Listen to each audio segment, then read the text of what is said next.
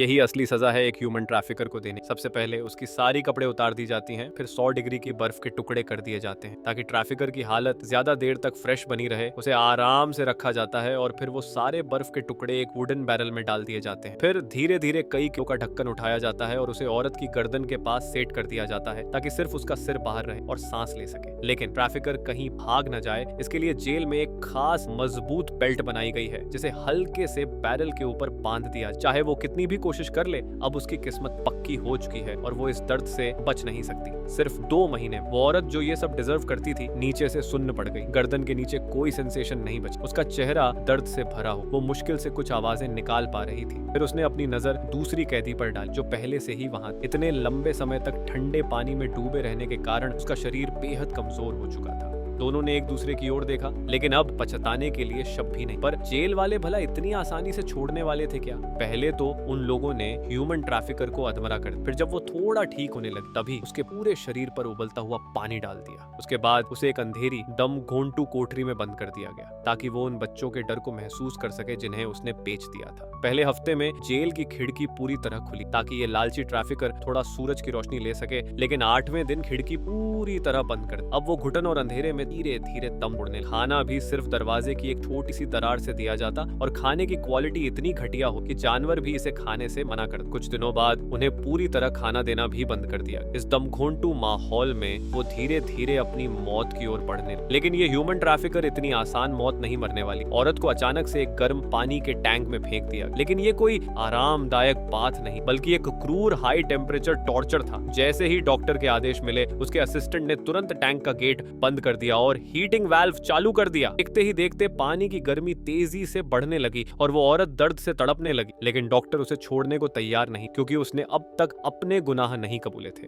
बार बार doctor ने उसे सच बताने के लिए कहा, लेकिन वो जिद्दी बनी रही और मना करती रही कि उसने कुछ गलत नहीं किया। अब डॉक्टर का गुस्सा 7वें आसमान पर था। उसने अपने असिस्टेंट को आदेश दिया कि 1000 साल पुरानी बर्फ तैयार करे और बिना बताए उस औरत को उसमें डाल दे। इस कड़ी ठंड और जलते हुए पानी के अत्याचार के बाद आखिरकार उसने अपने गुनाह कबूल कर लिए। शायद अब जाकर वो समझ पाई होगी कि उन मासूम बच्चों ने कितनी तकलीफ सही होगी।